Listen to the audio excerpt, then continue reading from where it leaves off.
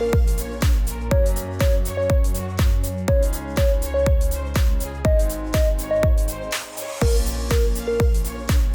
everyone, my name is Raquel Black.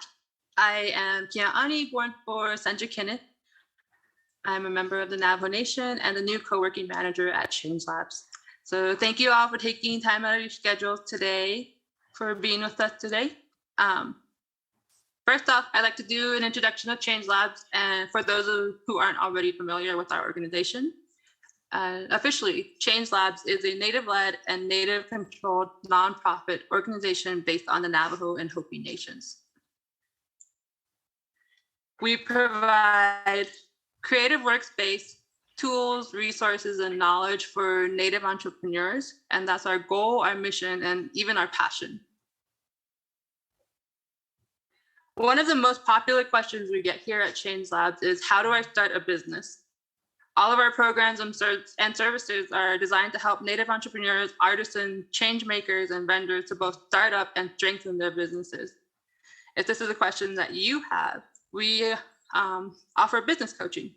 The business coaching is free, virtual, and 90-minute appointments. We have a whole team of very bright and eager coaches: Jessica Stego, Christine Laughter, Marsha Grayas, Cecilia So, Tim Deal, just to name a few. Our coaches are available Mondays, and each of them have their own area of expertise, depending on what you're looking for. From marketing to accounting and bookkeeping systems, or if you need help with creating a business model or navigating the Navajo Nation system for things such as your business site lease or registering with the Navajo Nation. You can find more on the link here at nativestartup.org/events.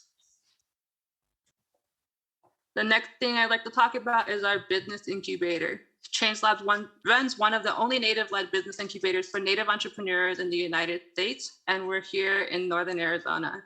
It's a 12-month program for entrepreneurs who want support and training on how to start and run your business on the Navajo and Hopi nations. The program is led by Jessica Stego, one of our program directors. She's the director of the business incubation. Change Labs will be accepting applications for the next round of entrepreneurs who want to participate in our program later this year. So if you're interested and would like assistance with things like your logo design, your website designs, marketing, finances, you should definitely check out our website here. We have that link up. It's nativestartup.org/incubator. Another extremely popular question that we get here at Change Labs is, how do I create a website? Until we go back to hosting open studio hours in person at our headquarters in Tuba City, we do refer you to our YouTube channel. We currently have over 40 videos covering 40 recorded sessions and discussions, all led by Native entrepreneurs and creatives, specifically for Native business owners. Our workshops cover topics like social media marketing, website design, doing business on the Navajo Nation, and many more. It's an amazing and growing archive with shared knowledge from other Natives and our ever-growing network for those who want to see our people thrive. Another great resource we have is our social media platforms. We're on Facebook, Instagram, and Twitter. And I recommend that you check out those pages for updates and other links that we post from many of our partners and others in our network for great opportunities like grants and events that they have available. For our YouTube channel or any information on that, you can go to our site at nativestartup.org/resources. And then finally, another question we get is, how do I get help running my business? There's so many aspects to being an entrepreneur, and the question isn't always obvious. Here at Change Labs, one of our driving factors is kinship, building relationships among our communities and nations. For those of you in or near Tuba City, you may have been aware of our co-working studio over at Monkopi Legacy Inn campus for the past 2 years. It's currently not open, and construction on our new headquarters, which is going to be located right next to Tuba City chapter, is currently underway. So starting later this year, we'll have a new co-working space available for you. We'll have desk-based access, Wi-Fi access, color printing, and we plan to bring back monthly in-person trainings and more for our entrepreneurs in the community. We're very excited to bring this community space for you all to use to help with building and growing your business. Finally, we have a whole array of Native entrepreneurs, and we've been curating a list of our own. We have that available on our Res Rising website. You can see more information at resrising.org. So if you're interested in marketing or finding other Native service providers who can help you with your business, or you're searching for Native-made products, you can definitely check that site out. We currently have over 600 Native-owned businesses listed in there, and we think that they're great resources for helping to start out and run your business.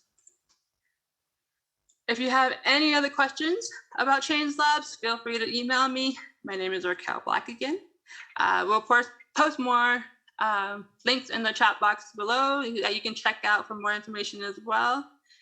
And next, I'd like to go over our etiquette for the session here. We ask that you please stay on mute until the Q&A questions, but you can also feel free to populate the chat box with any questions that you have while our guest speaker is speaking. And then if you do need to leave our session early, we do have the session being recorded for YouTube, and it will be posted later. All right, and now I'd like to introduce our guest speaker for the day, Mike Sixkiller. He's the manager of the Western Navajo Nation Fair, and he'll walk through how he worked with keeping a positive attitude through all his ups and downs. And I'm sure being an event coordinator, that's got a lot of ups and downs. So thank you so much again for your time. Turn the time over to Mike. Thank you for being here, Mike. Okay, thank you.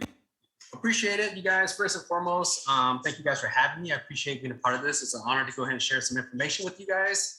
Let me hold on. And I want to apologize first before I go into introductions. I'm a little aged, so if it takes me a little bit to get my presentation on this screen, let's see, you cannot share your screen. So here, I know, coffee right here, look at, this is how much coffee I drink right here in a day. This whole cup, I think you're only supposed to drink 16 ounces. I probably do about 30 ounces just to get me started in the morning.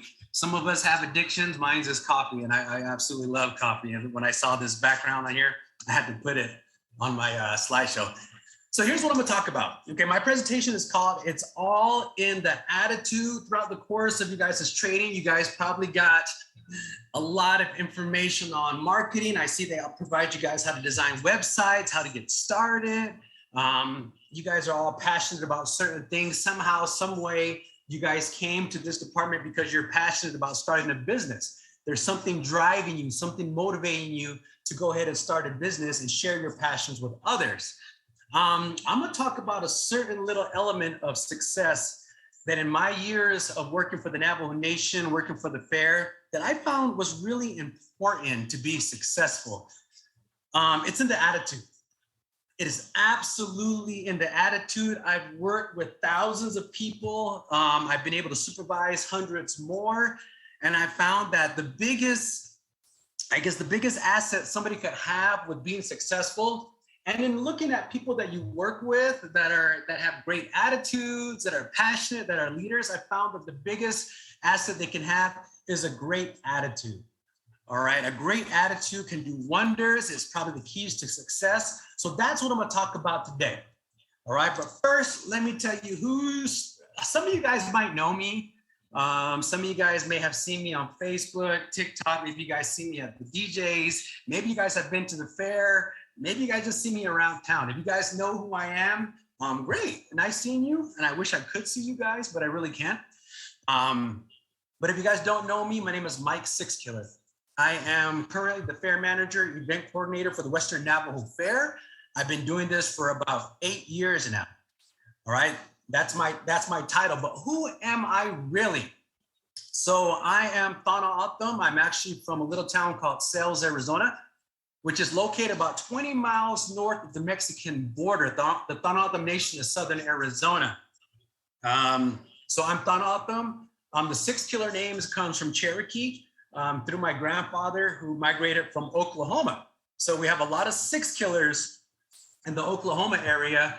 I'm starting my branch here in the Tuba City area. We only have 6 of us right now, but give me some time. Give me some time, all right? I plan to expand. It takes a while to make more Sixkillers. Give us about 15, 20 years and we might be competing with the Yazzies, the Bigays and the Bacas and all that stuff. Give us some time. But I started the Sixkiller branch here in Tuba City, and I was actually imported in. So let me take you back. So I grew up in Seuss, Arizona. If you don't know much about Seuss, Arizona, it's a tough community. It's a little more, even when comparing it to other reservation towns, it's a little more impoverished than most. We have some pretty big challenges, being that we're 20 miles north of the Mexican border. It is a funnel town through the drug cartels, through the gangs. It's a rough place to grow up, but my parents did a wonderful job in protecting me from the elements that were just alive right outside my fence. But I did grow up, relatively poor compared to most.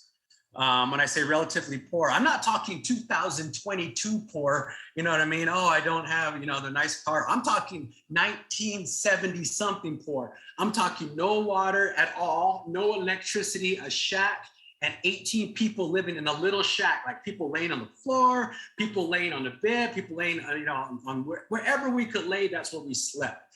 I grew up in the time where, you had the little barrel of water by your front door and everybody gets that little saucepan. Remember, I don't know if you guys are old enough to remember this. Everybody just drink water from that saucepan. I remember growing up like that. We didn't have running water. So to bathe, I still have recollections. Our neighbors had running water. And they will allow us to run a hose from their house. And in order us to bathe, I think we paid them something like $1 a month or something like that. But my uncle ran a hose from their yard, put it over a tree, put this coffee cup under the hose, so you can smell a coffee cup under the hose, and then using a nail to poke a bunch of holes in there. And that's how we showered during the summer months. During the winter months, I remember we would take baths in the horse trough. We had a horse trough out there. My uncle did have some horses. So the horses had a real nice area, a real nice yard, had all the food they wanted. He took really good care of those horses. But during the winter months, we had to take baths. All 18 of us had to take baths in one horse trough. On Sundays, we'd fill it with water. My grandma would boil some water, and then we put the water in the horse trough. And we all wanted to be the first ones because it had been a week before we showered or before we bathed. So the first one that got to bathe had the nice, clean water. But the last one, it was a little more murky, a little more chocolate milk looking. But I remember those things about being poor. But the one thing I do remember is I don't remember being poor. Relative deprivation. I had no idea. I just knew I had a great childhood, had family all around me, people that loved me. I got to share a bedroom with, got to eat with them every single day, always had cousins to play with. I thought I had a great childhood. It wasn't until I got a little older that somebody told me, hey, you were poor. Was I? Was I really poor? I don't think so. It depends on how you define poor. I might have been low on money, but we were rich on family and relatives. So went through school, graduated Bobby Kibbe High School, went to college at Yavapai College in Prescott, Arizona. That was my first attempt at college, and I'm gonna come back to that because I got a story about that. But when I went to Yavapai College, that's where I met Navajos. I met Navajo girls. And there was something different about Navajo girls, something I never knew. I mean, where I grew up, our girls were a little rough as well. But seeing Navajo girls and their hair shine and their skin glowed, they looked amazing. I'm like, I'm looking at these Navajo girls and I am in a trance. What's going on? Why do Navajo girls look like this? Lotion. I learned that Navajo girls use lotion. And that might've been the key. But I followed one of them home. Fell in love with one, Twitter painted over one, and followed one back to Tuba City back in the late 90s. And I've been here ever since. Now we got a family, we got 4 kids.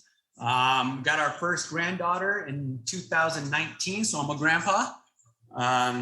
Starting that next phase. I did graduate from Northern Arizona University. I'm lumberjack 2 times around, got my bachelor's in sociology, my master's in criminal justice. I would like to go back to school. Just might as well go all the way, right? But one thing I never thought I'd end up doing in my whole life is living here in Tuba City. Never even heard of Tuba City before, but living here in Tuba City, working for the Navajo Nation. But here I am, Tuba City, and I'm absolutely loving it. A little bit more about me. Some of you guys might know me. I'm also a DJ. I've been DJing for a long time. I got a love for music. I do presentations. I do a lot of presentations. I used to do a lot of presentations when I worked for the Department of Family Services on child abuse, neglect, and the likes. And my teachers will always tell me, Mike, you talk too much. You're always talking. It's gonna get you in trouble. I wish they could see me now. But the chapter house, yeah, I never knew I'd be working for the chapter house, but here I am. And we'll talk about how I got here in just a minute. But a fair manager, I didn't even know those existed until about 8 years ago. And again, here I am. So that's me in a nutshell. You can always ask more questions about me. I know there's a lot more I could talk about, but I need to get into this presentation. All right, so what am I gonna talk about? Well, I must first start with a story. So in talking about a positive attitude, I also had to talk about one of the key elements of having a positive attitude is getting through failures. All right, so now I don't know if I can see the messages. Maybe one of you guys can help me, but I have 4 stories right here. I have 4 stories right here. I'm gonna let you guys pick which direction we're gonna go with this presentation, all right? 4 stories. The first one is called Cried My Way Home, all right? Second one is called I Made the Worst Decision Ever. Third story is called She Left Me in the Forest. And the fourth one is called It Changed Tuba Forever. I'm gonna let you guys vote. Which direction do you guys wanna take this presentation in? Vote A, B, C, or D. Which one do you guys want to start with? I see B already. I'll give you guys like 30 seconds. D, It Changed Tuba Forever. I see D, It Changed Tuba Forever. C, She Left Me in the Forest. Yeah. Oh my God. Each one is a good story, I'm telling you. Maybe Raquel, you can tell me which one's getting the most votes in about 10 seconds and we'll go that route. Heather, if somebody wants to tell me which one's getting the most votes, and I'll go that route. I don't want to try to change. It looks like it might be a tie between D and B. B and D? It's between D and B. Let's go with D. Oh wait, somebody might have changed it. I got a B right here. I made the worst decision ever. Is it B or D? All right, let's go with D. Okay, It Changed Tuba City Forever. Okay, let's talk about that one. This changed Tuba City. It changed the game, and it changed the game for me. All right, so here's the situation, all right? 2014, I decided to leave Department of Family Services and become a fair manager. I didn't know a fair manager existed. I didn't know what one was. My degrees are in the service field, social work, criminal justice. I thought I was gonna be in that field forever. You know, given the circumstances, this position opened up. And I was actually asked to apply for this position because I had volunteered with the fair before. I had helped with the concerts. Apparently they liked my work and I was asked to apply for this position.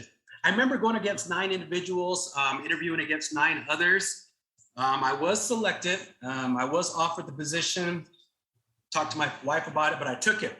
But here's where it got rough. I went from doing social work to coming to the fair, and my first 2 years, 2014 and 2015 with the fair were horrendous. I've never threw an event in my whole entire life, let alone one of the biggest events on the Navajo Nation, the Western Navajo Fair. I had no idea. I was easily way over my head in these events. It was the most stressful situation I've ever been in my life. And if you guys ever planned a birthday party or a wedding, you know that planning a wedding is super stressful. And that's one big event. I had to plan about 20 big events over the course of a weekend, and we have a small staff. So 2014 and 2015, the pressure was on me to do something great with this fair. You know, we hire you to do something amazing. Our ticket sales for our concerts were rough. I think we had John Michael Montgomery, and I think the next year we had Skid Row or something like that. And the attendance was bad. So In the course of trying to pick out for our 50th anniversary, I was told we need to do something big for our 50th anniversary for the Western Navajo Fair. We were sending our headline concerts. We don't have a big budget for the headline concerts. We can't, I'm gonna be honest, we can't compete with the likes of the Navajo Nation. Their budget dwarfs our budget probably tenfold. We don't have that kind of money here at the Western Navajo Fair. We rely a lot on sponsorship and help from others. But I was told to make miracles out of pennies. All right, this is your budget, Mike. This is what you're gonna work with, and you're gonna have to do something big. So we sat down with the team and we came up with a plan. We're gonna go after a big name. And the names at the time were Creedence Clearwater Revival. We were also looking, I think, at maybe, who was it? Anyways, Creedence Clearwater Revival was the big name. And I think, Gary Allen. We're trying to book one of those for the fair, and it didn't work out. Gary Allen declined us because our stage and everything didn't meet the standards. Creedence Clearwater Revival, we thought we were gonna book them. It looked like it was gonna go, but in the last second, they declined. Now I'm in a rut. I have nobody for the fair. I have no headliners. This is like, hey, Mike, you had 2 chances, 2 tries at this. This is your 3rd chance. You need to do something big with this fair. This name came up on my email list that he's available. A guy that has kind of did something big in the early 2000s. His name was Nelly. I thought it was way beyond, bigger than, to me, it was bigger than Creedence, bigger than Gary Allen. I said, you know what, let's try, let's go for it. But this is what I want to do. We want to book Nelly, and I don't want to sell tickets. I want to make it a part of the gate fee. If you pay your $10 to get in, you're not only going to get to the fair, but you're going to get to go to the concert. Mike, you're crazy. We're not going to make no money off that. That's a horrible idea. And I was like, I want to try it. I want to try it. I think it's going to work. The council set me down and said, Mike, are you sure that booking Nelly is going to work? Are you sure that it's going to be a success? And they wanted me to guarantee it. And I told them, I can't guarantee it. Everything's a risk. Booking anything's a risk. And this is what I want to do. And they're like, oh, they made it clear that this is your job. Your job's on the line. You know what I mean? This is your 3rd try. If it doesn't work out, we spend that much money and we absolutely fail. You know, they said it in a nice way, but basically the idea was that after the fair, I'd be probably looking for another job. So we went and we went after Nelly. I thought it was way beyond what we could reach. You know, sending the quotes, doing all the deals. And one day the email came in, Mike, we got to talk. All right, this is where Nelly decides they declined our offer. I get on the phone with our agent. Congratulations, Mike. Nelly said, okay. What? Are you serious? Mike, Nelly has agreed to terms. He's going to be your headliner for the Western Navajo Fair 2018. Let's start moving on. Oh my gosh. All right. But I still got the whole deal about, you know, it's going to be a success. $10 at the gate, you get everything. So anyways, that year is also the same year we built the amphitheater here at the Western Navajo Fair. So let's fast forward to exactly what happened. So Nelly was booked for Saturday. Saturday was a busy day. We had the we had the parade, and I was stuck in my office all morning. Saturday, my job's on the line. We built this amphitheater. The most we ever had a concert prior to Nelly was 500 people. That's the most we've ever had at one of our concerts. That's why they haven't done so well. So I'm stuck in the office. It's about 10, 11 o'clock. Time goes by. Parade ends. The staff starts coming in from the parade, trickling into the fairgrounds. And about 1 o'clock, somebody comes into my office and is like, Mike, have you looked outside yet? Again, Saturday during the fair, Nelly did. I go, no, I haven't looked outside. They're like, Mike, you need to go look outside. I'm like, hold up. I got stuff I got to take care of. There's problems going on all over the place. And they're like, no, Mike, come look outside. I walked out of my office. I looked towards the amphitheater, and I could see people all the way in the corner of the amphitheater, all the way to the opposite side of the amphitheater. 5,000 people showed up for our Nelly concert, 10 times more than we ever had before. That $10 gate fee we had worked out. We made the most we've ever made at the gate than ever before. I took a gamble. 2 kind of somewhat failures of fairs, 2014-15. I absolutely felt like quitting. I kept with it. 2018, Nelly came, completely changed the game. Why do I bring up that story? That takes me into it. That takes me into the basis of my presentations. It's all about the attitude. Attitude can go a long ways. And I'm gonna talk to you guys about attitude because I've had to work with people, I've had to work with the community, I had to bring people into this idea that we can change the fair with this type of headliners. I had to use my car salesman techniques, I had to have a positive attitude. Honestly, I almost had to change the whole demeanor of a lot of people that sit at the table for making decisions about this community. It really was like that. So I'm gonna go into this 4 attitude adjustments. Honestly, if you guys are sitting here and you guys are already interested in starting a business, you guys are probably already have the good attitude. You know what I mean? A lot of this is just gonna be a refresher. You're gonna go over it. You probably already have that, but maybe you guys might learn something. But for some of you guys, I might touch on some sensitive topics here that you're like, whoa, all right, let me try that. So let me go over the list of what I'm talking about. These are Sixkiller's 4 attitude adjustments that I think could really change the game and how you deal with people and be kind of the game changer, if you will, the Nelly of you becoming a successful individual in whatever path you want to take, whatever entrepreneurship you want to take. So the first one I want to talk about is you must get comfortable with failure. You absolutely need to get comfortable with failing. Failing is going to be an instrumental part of your success. You need to get comfortable with it. The second one is smiling is contagious. Attitudes are like viruses. Positive attitude, negative attitude, horrific attitude, genetic attitude, whatever you want to call it. Attitudes are like viruses. You do not want to catch the wrong one. Smiling is contagious. A positive attitude is contagious. You definitely want to be somebody spreading positivity. The third one, and this is a given. This is an old school way of thinking. I'm starting to feel like this is an old school way of thinking, but you want to be the hardest working person in the room. You don't want anybody in whatever room you're at, if it's outside, if it's in your office, if it's in the community center, you always want to be the hardest working person in that room. Don't let anybody outwork you. Now, I've met some really good workers in my time, some great workers, some people that I feel have kept up with me, but I definitely always try to be the hardest working person in the room. And then the last one is really simple, be kind to others. Be kind, especially when no one's looking, when no one's around, be kind, all right? So if you're ready, let's go ahead and take this adventure. I'm gonna talk about attitude and we're gonna talk about a lot of great things. The first one I wanna talk about again is failure. Get comfortable with it. You are going to fail. I want everybody right now, when you're sitting at your desk, your laptop, your phone, I want you to repeat after me. I am going to fail. Repeat it. You know what? Put up your right hand, say, I, state your name, am going to fail. You are absolutely going to fail. I know you're probably sitting at your laptop like, what kind of presentation is this? I came to a presentation to learn how to be successful. I don't want somebody telling me I'm going to fail. It's going to make sense. Don't worry. It's going to make sense. But right now, I need you to understand that you will absolutely fail.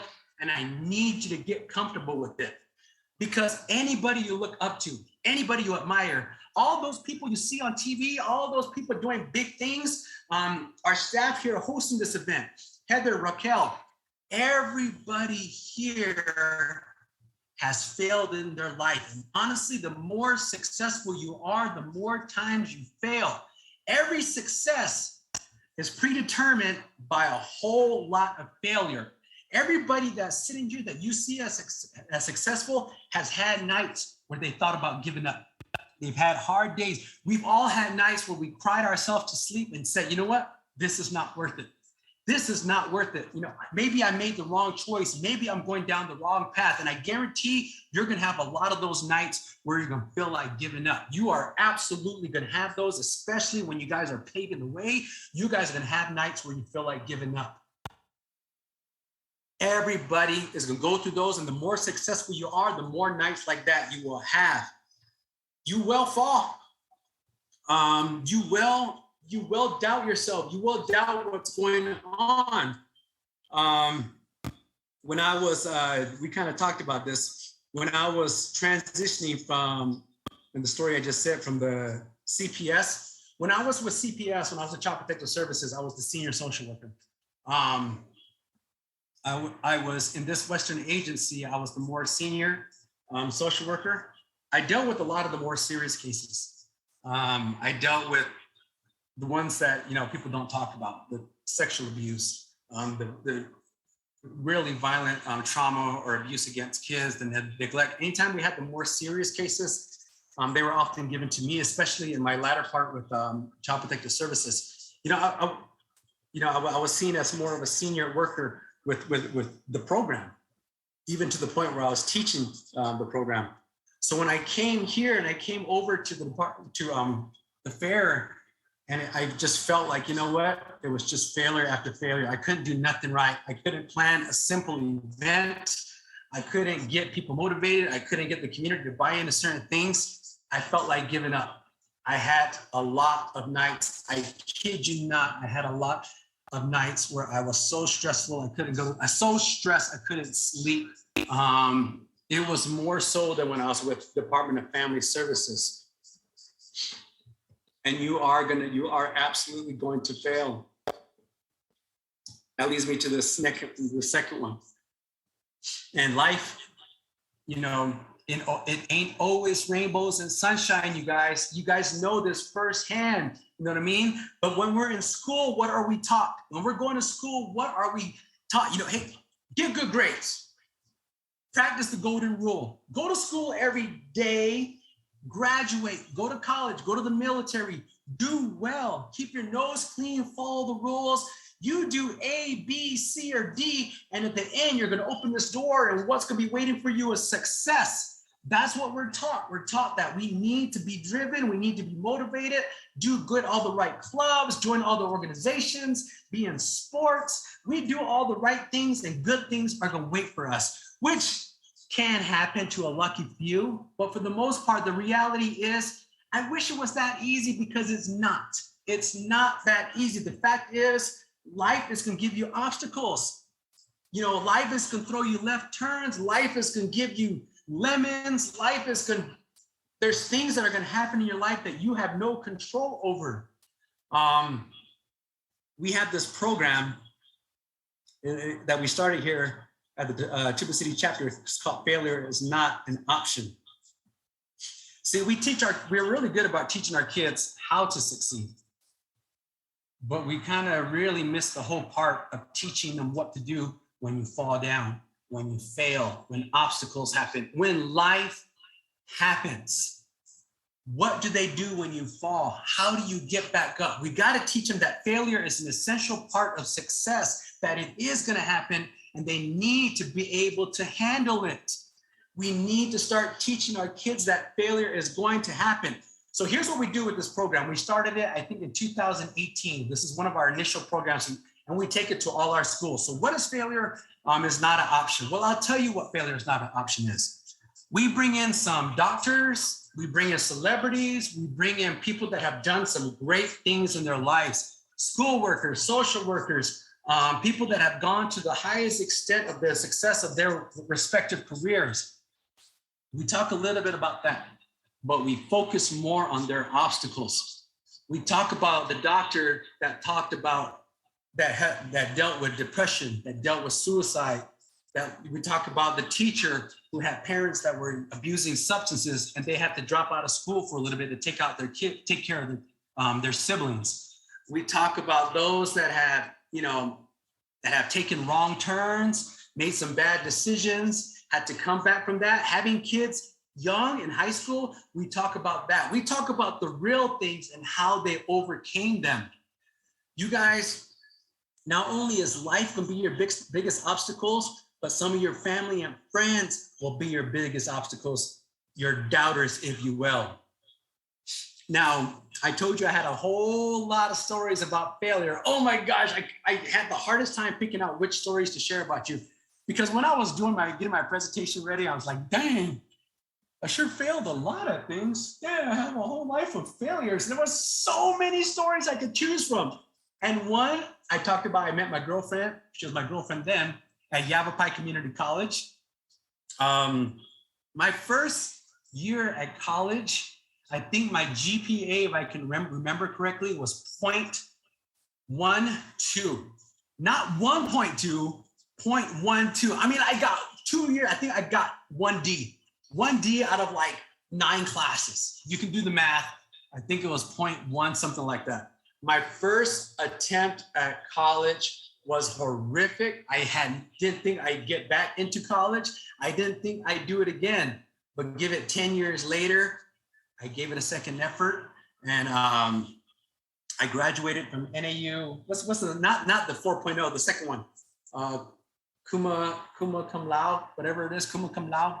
And then I went on to grad school, graduated top of my class in my grad program. Turned it around. You know, I mean, I can talk about it now because I did it. But when I was failing my class back then, oh my God, it wasn't as funny or as cool then. But real life happens, you guys. You guys got to understand that you are going to get knocked down. You are going to fall down. But the real story is, so if you fall down, if you lay down, if you meet an obstacle, if life happens, what are you going to do when you meet these challenges? What does failure mean, all right? Like I said, we got to get comfortable with the concept because failure is going to be a part of your success. You're going to meet it. It's going to be what you have to get over in order to see success. But failure, what does it mean? It means you're trying. It means that you took a left-hand turn when you should have took a right, but you backed up. But now you're back on track. You're a step closer to getting to the success you want.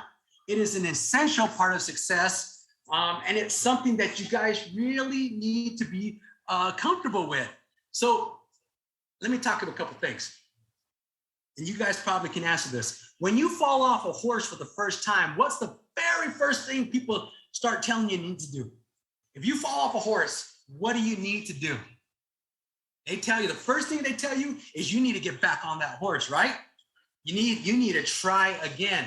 You've been taught since day one that you need to keep trying. Now, this is another story of my failures. The last time I rode a horse was the time I fell off. I never got back on a horse. I was about 5 years old. I was riding my grandpa, and I fell off a horse. Actually, I fell off, and then my grandpa got bucked off, and he landed on me. This whole time I thought the horse landed on me, but I just recently talked to my grandpa. He said he landed on me. But anyways, you got to get back on. I never did. Maybe that's one of the things I should have done. But again, when you got your heart broken for the first time, when what's his name or her name broke your heart, did you give up on love? Probably not. Probably not.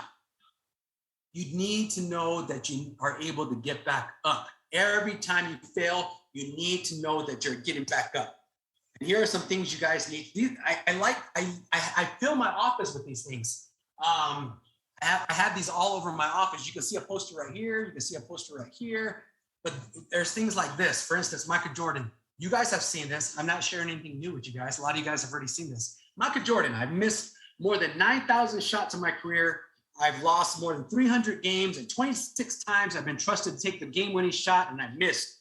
I failed over and over and over again in my life, and that is why I succeed. Which one? Okay. I was trying to flip the thing on my phone. Thomas Edison, the inventor of the light bulb. I know we have light bulbs all over right now. It seems elementary. It seems like a basic concept.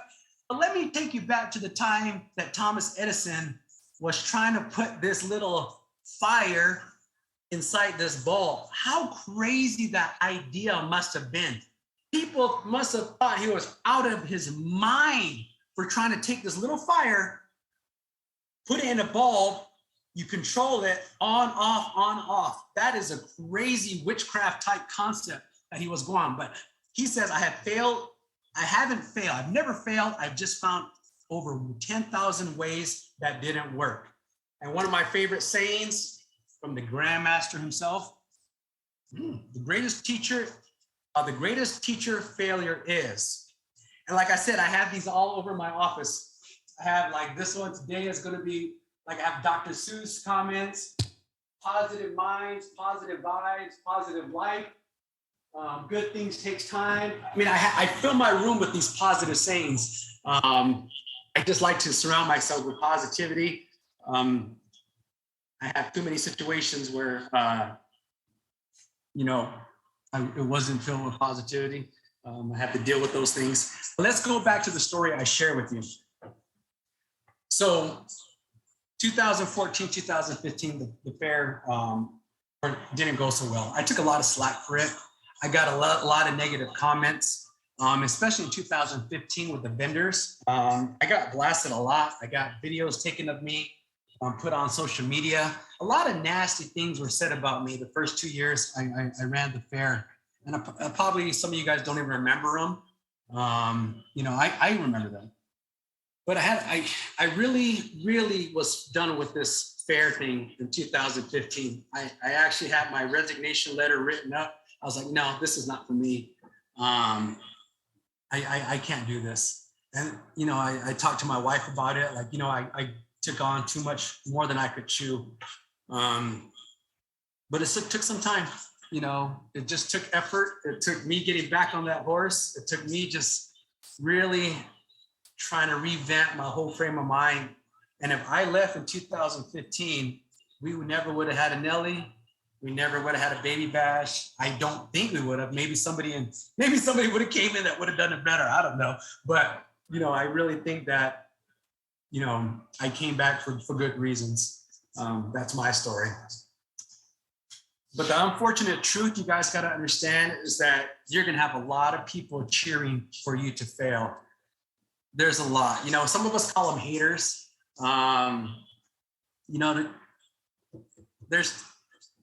There's a lot in our communities. It's really unfortunate that we have a lot of people that have fallen, that have failed, that have hit an obstacle, that have fallen down and chose not to get back up.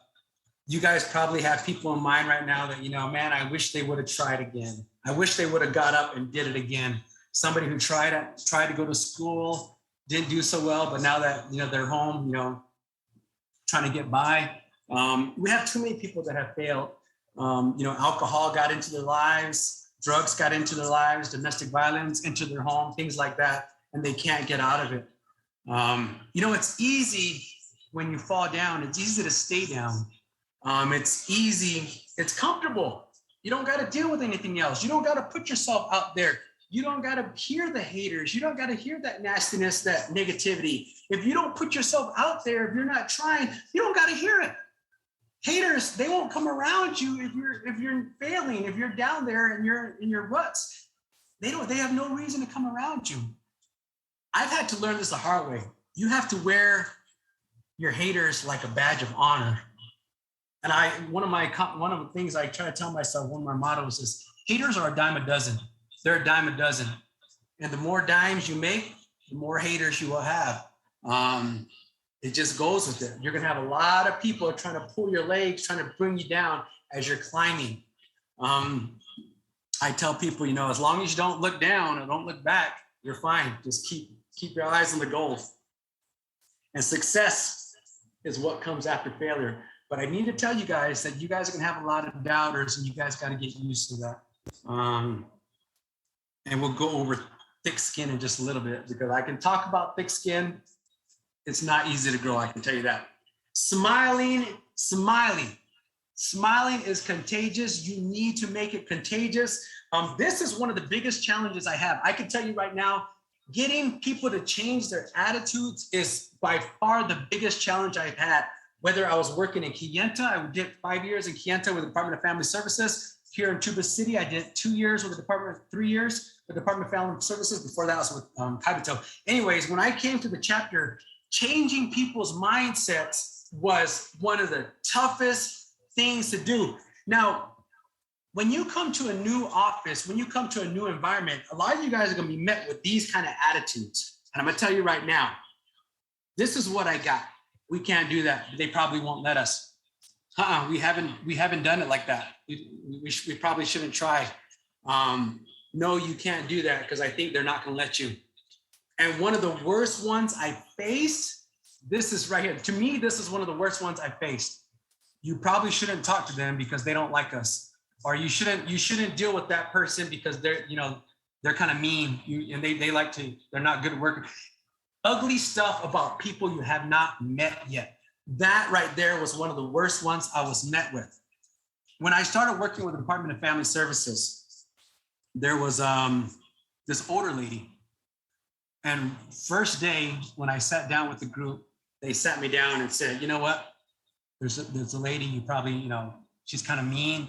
You probably don't want to work with her. She's probably going to be mean to you. You're just going to probably want to keep your distance from her and all the likes. I mean, I constantly heard a lot of negative things about her. If I let that set in, I would have already had negative feelings about her before I even met her. I have not said one word to her, but people are already starting to fill my thoughts with this negativity. You know what I mean? This ugliness and whatnot. And it happens all over the place. It's not just that office. It's at your office. It's at the school district. It's at the hospital. It's everywhere. People like this are everywhere. They're going to try to tell you what to think about others before you even meet them. Do not buy into that. I've met so many great people, including this lady. She turned out to be a great individual. She supported me. We had a great relationship. I got along with her really well. I might have been the only one she got along with, but it's my perception. That's the way I treated her. I treated her with respect. I was nice to her. I was kind to her, and she was the same way back. You guys all know somebody that always has a story, like no matter where they go, no matter what they're doing. Dang, that person just yelled at me. Dang, that person was all mean to me. Gosh, that person is people are just rude everywhere I go. You got to step back and be like, wait a minute.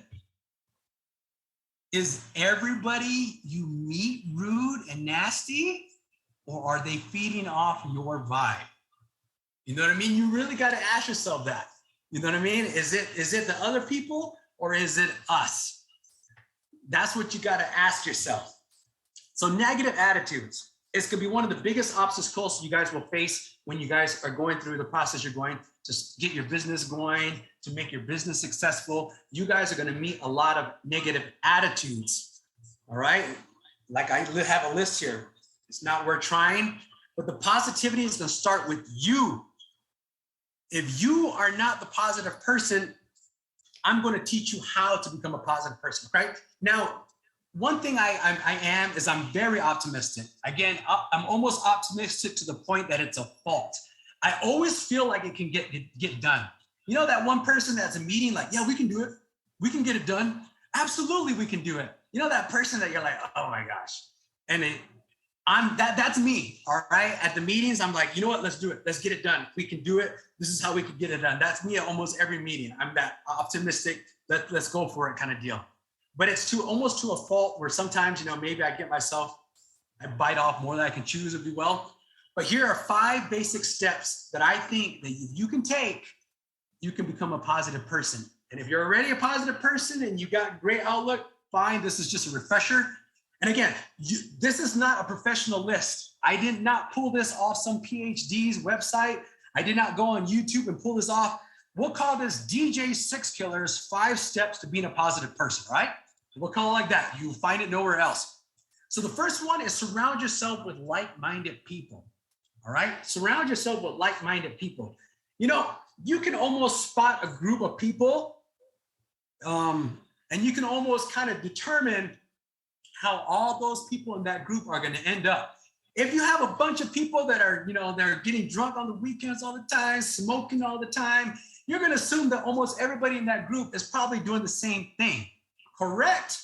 Correct. If you have a group of gossipers, people that are always sharing the Jeanette news, that are always talking about this, you can expect that everybody in that group is also a gossiper.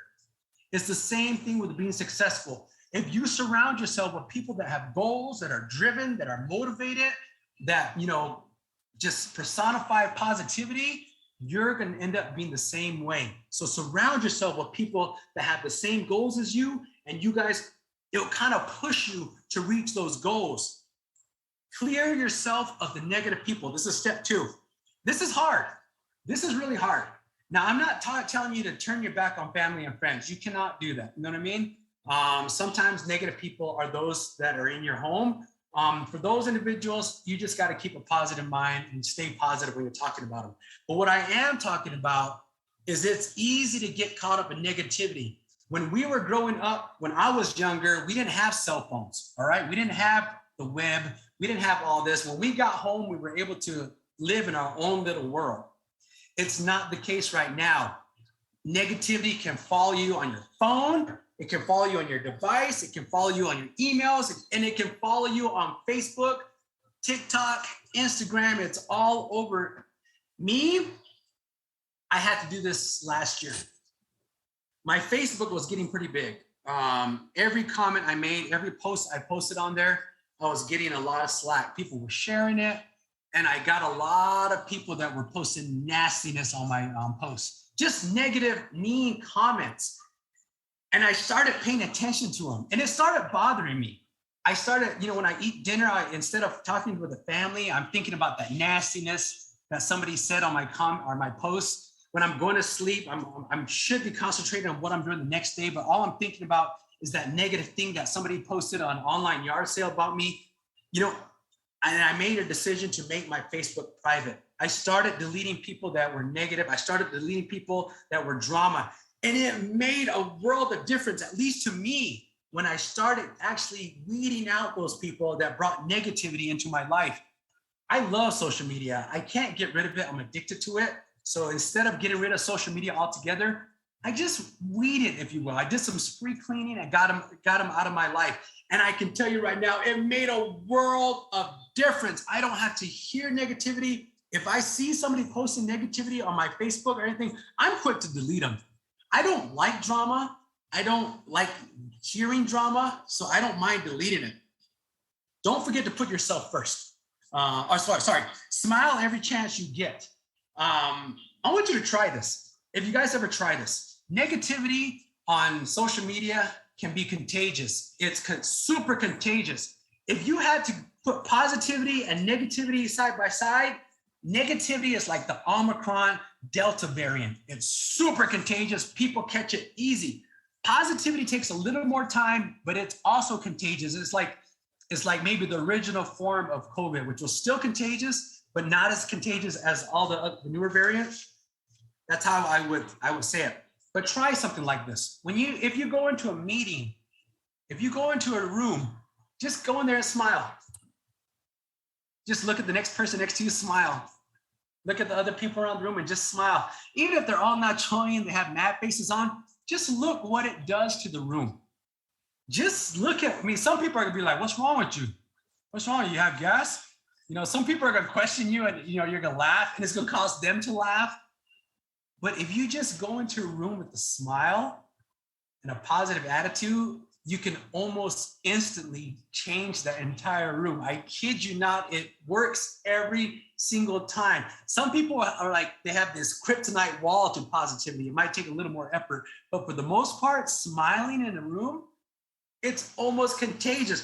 Heather, I talk to Heather every time. I talk to Heather quite a bit. We have conferences with her. And every time Heather comes on to the conference call, she's always smiling. And then all of a sudden you find yourself smiling back. What a good way to start a meeting, isn't it? With a smile. Don't forget to put yourself first. And I'm gonna come back to this one because this one's really important. We forget to do this a lot. Some of us get caught up in the idea of helping others so much that we know that we have to take care of ourselves. We come first. We cannot, give happiness if we're not happy first. You know what I mean? We cannot give real happiness if it doesn't start from us first. And I'll come back to that. And the last one else, if all else fails, just do something good for others for the sake of just doing it. Doing good things has a way of making you feel good. It really does. Just do good things and don't expect anything in return. I'm telling you guys will love it and you guys will get addicted to it and it will play into your life in some way or another. But, all right, I can't read this. Let me see if I can read it. All right, so this is positivity counts. So like I said, smile when you get into a room. We just went over that. But just as negativity is contagious, positivity is contagious. But if you're a positive person, People will gravitate towards you. People want to be around you. People want you to work in your environment. When we do hiring, when I'm hiring for my staff, when I'm hiring for my department, there's several things I look for. And the first thing I look for before anything else is if they have a positive attitude. It's almost to the point where it's rare. Somebody who you know is not going to leave your office and be like talking negative. Somebody who's not going to blast your department on Facebook. That is something I will not hire somebody at all who I know is willing to blast somebody on Facebook or social media. That is a horribly negative trait that you don't want in your office. You don't want in your work environment, because they will bring that attitude into your office and it can plague everybody. You know what I mean? One bad apple, right? You probably don't want that. But you feel healthier, you're more successful, and it's the absolute biggest motivator. When you're positive and you have that attitude that you can get the job done, it spreads like wildfire. When we have our meetings and I'm like, let's get the job done, and you're surrounded with people who also feel the same way, it is great. I'm telling you, I love surrounding myself with people that also think we can get the job done. Here are some more phrases. Whether you think you can or you think you can't, you are right. Remember the train that could? I think I can, I think I can, I think I can. And then all of a sudden he's like, I can. It's the same mentality. You either get it done or you don't. In my whole experience, there's been two types of people: those that get it done and those that don't. Be the person that gets it done.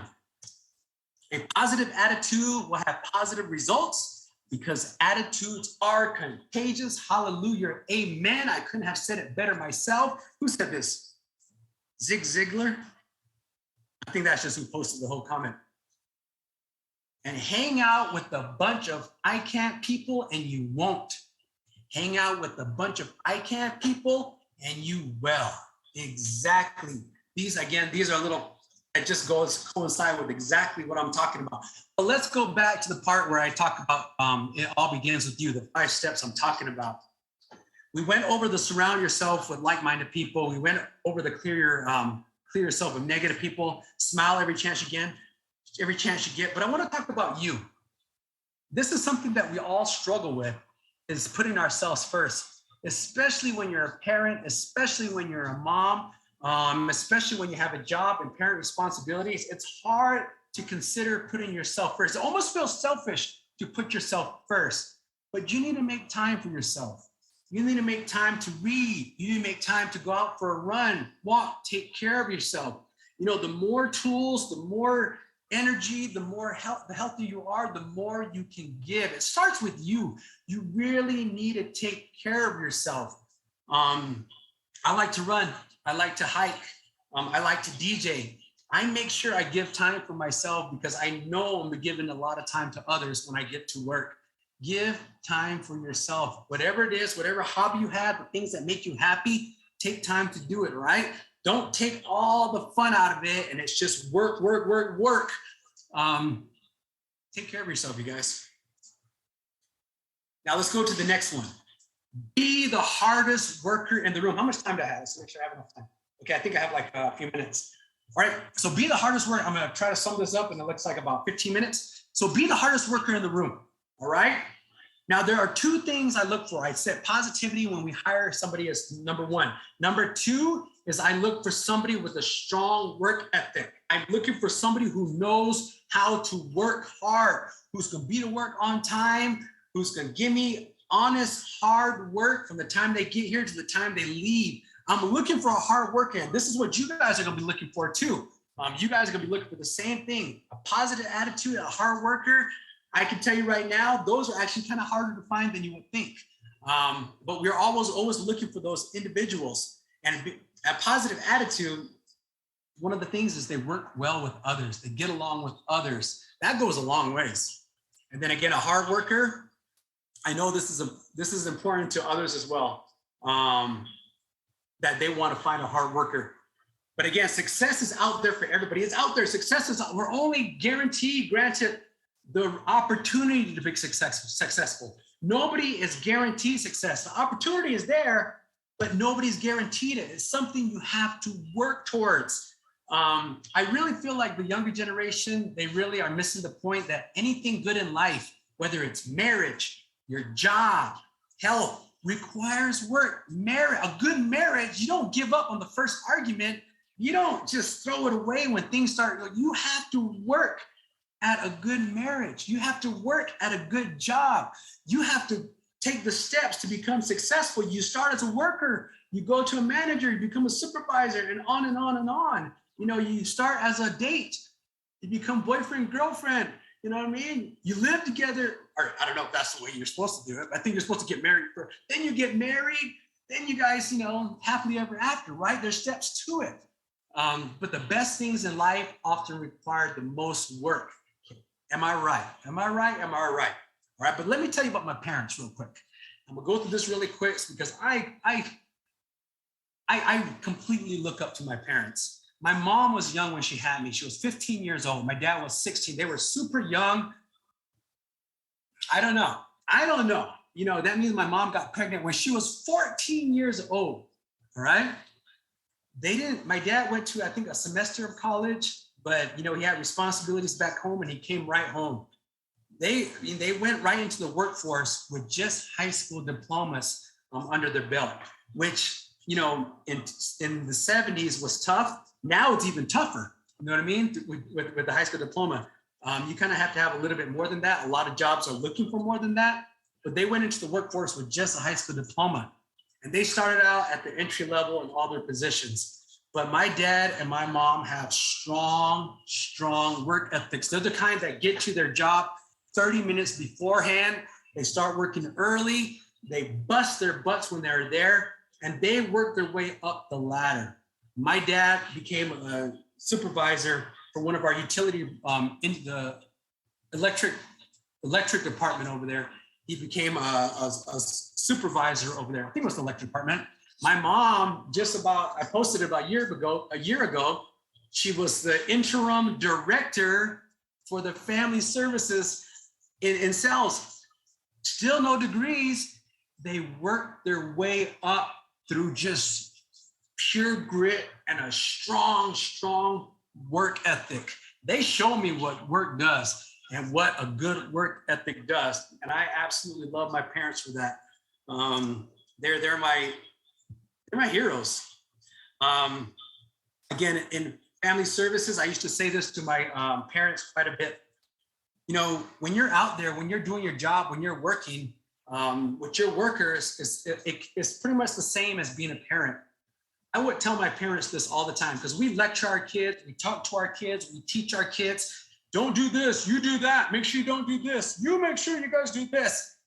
That's all fine, it's great, lecture your kids. But I'm telling you right now, your kids will learn more from your examples than they ever will from what you say. This is true, this is time tested.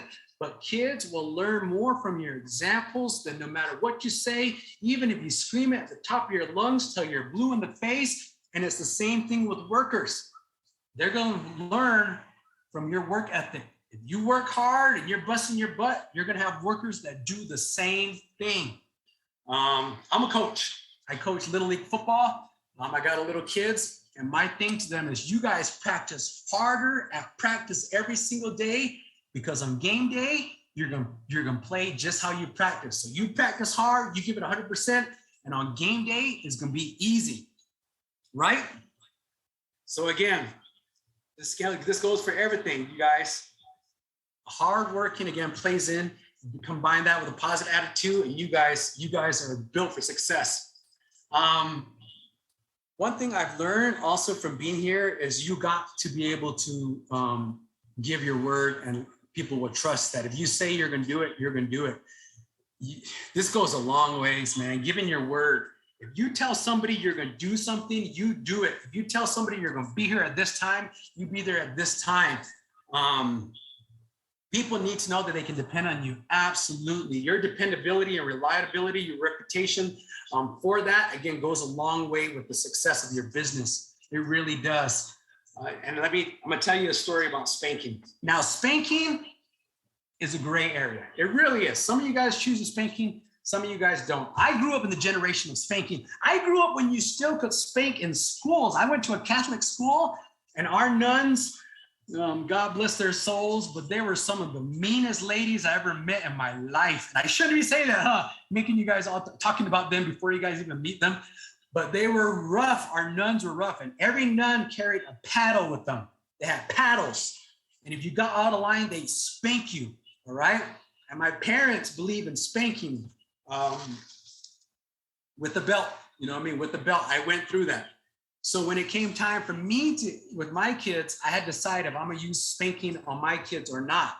And we chose to do it under certain circumstances. And here's the deal. Our kids would do certain things and they would get in trouble. We tell them, you know, don't do this. They do it again, don't do this. But then we'd say, you know what? If you do this again, you're gonna get a spanking.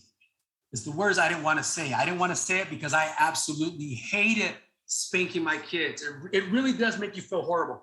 I hate it, and I only use my hand, but I hated spanking my kids. But you just now told your kids that if they do something else, if they do it again, you're gonna spank them.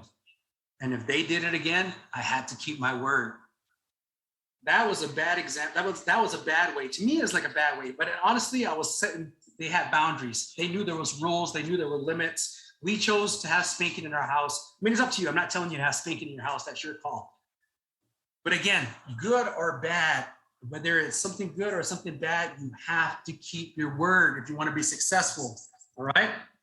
Again, there's no substitute for hard work. There is absolutely no substitute for hard work at all.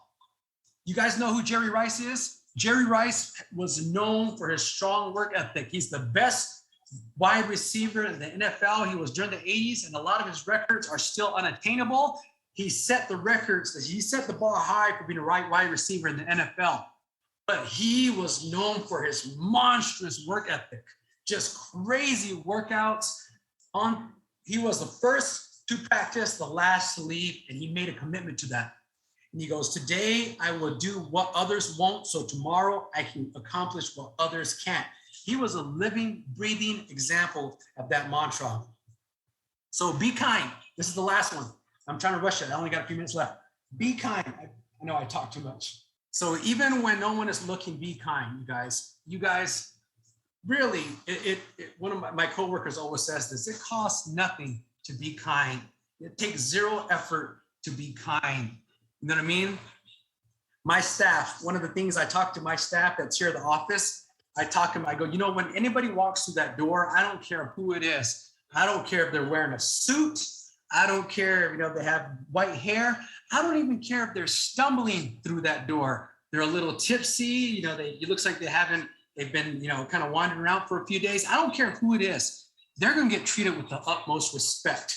When they come through that door, we treat them with respect. You be kind to everybody. Everybody deserves kindness because I don't care who that is. That's somebody's uncle, that's somebody's mom, that's somebody's grandpa, that's somebody's brother, and they deserve to be treated with respect. You guys, if you guys ever come work for the chapter, you're going to hear that speech. I give it at every presentation, right? But here's the story I have. This goes back to the times where things were rough when I was working for the chapter. I got off work one day. It was a rough day. I went to the store. There was a little lady that used to work at the store at Speedy's.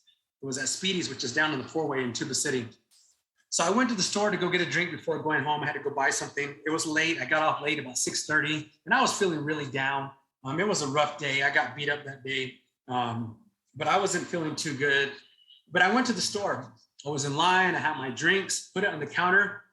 And this lady looked at me with a smile, and she goes, how you doing, Yash? How's everything going, Yash? And I go, I hope you have a great evening, Yash. That little connection right there, that little positivity, treating me with respect and calling me Yash, that felt really good. I went home and I told my wife, and I was like, you know, I was having a rough day, but I met this little lady. And all she said to me was, how you doing, Yash? Have a great day, Yash. And that really changed my day, a complete 180. That little interaction with her completely changed my day. It really did. Be kind to everybody. You don't know what everybody's going through. You don't know what tough times they're having.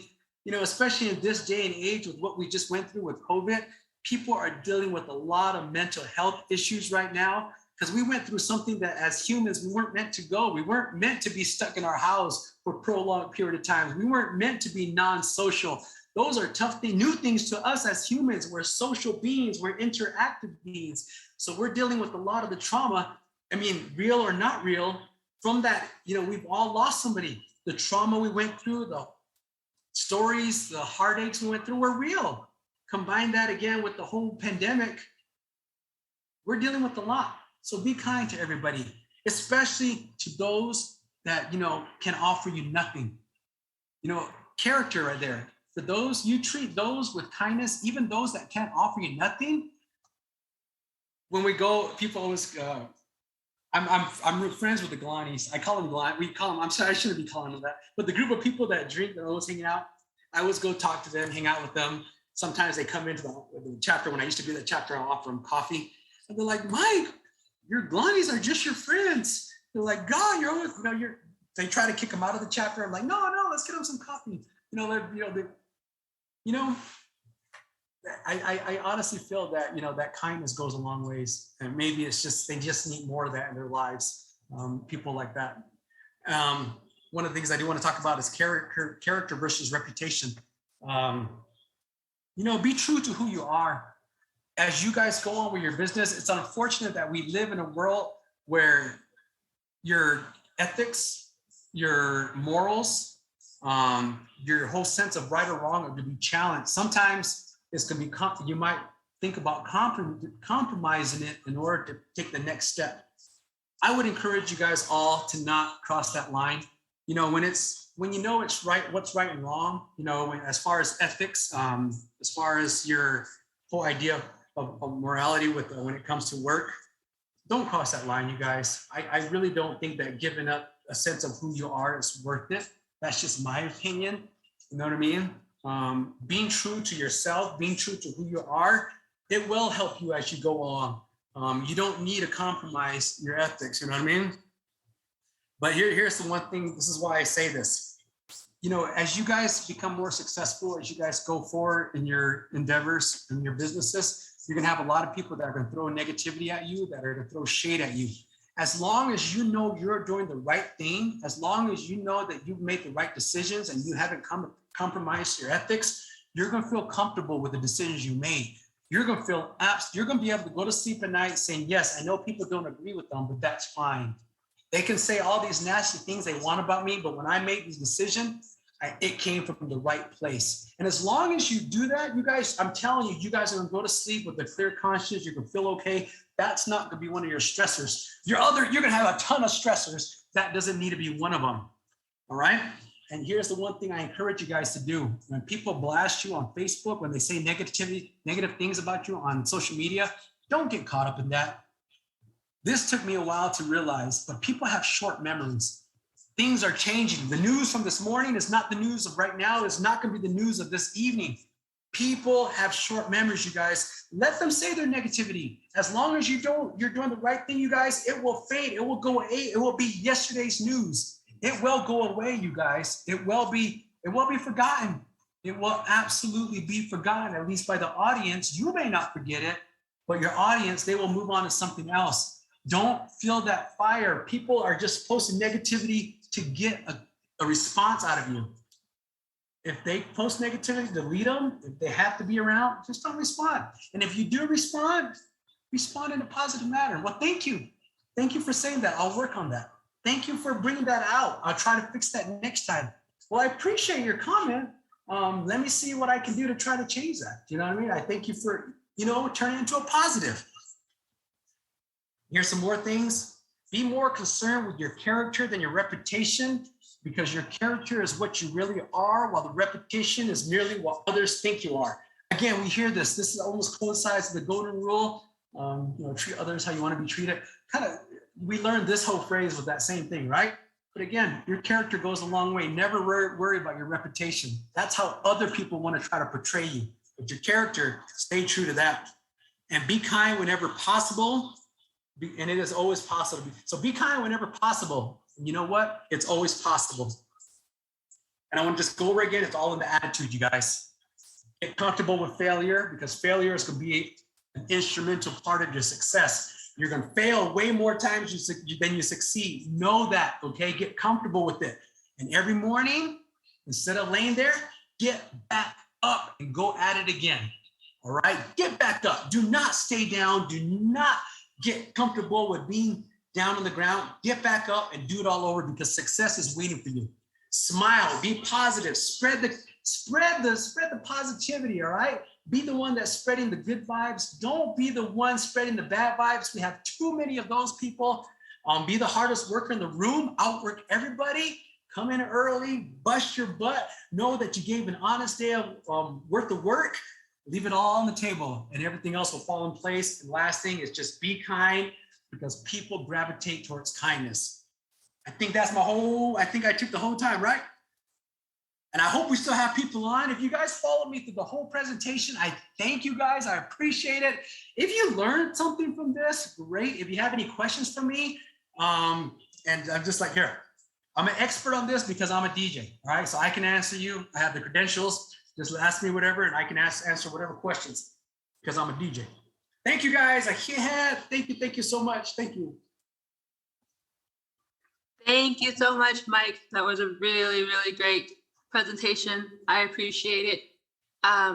We'll take a couple of minutes here. If anyone has any questions they want to ask Mike directly, or if you want to populate it in the chat box, you can type it right now. I don't mind if they turn on their mic and ask. I don't mind having a conversation at all.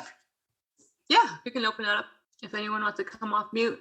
If anybody wants to say anything, talk about the fair, talk about anything, Independence Day.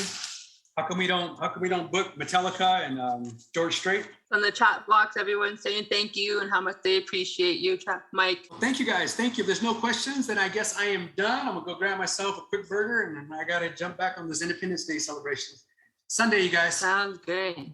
See you guys on Sunday if you can. And then, thank you, Mike. And I do have one last thing to share. All right, everybody, that was Mike Sixkiller. Just a quick announcement for our next presentation. On July 13th, 2022, we will have Douglas Capitan from Navajo Nation DED, starting at 11 a.m. Standard Time, 12 p.m. Daylight Time. So if you have time that day to join us to learn how to get your Navajo business and artisan grant funds. He'll be answering questions and doing a really good presentation for anybody interested in the artisan grant fund and business funds.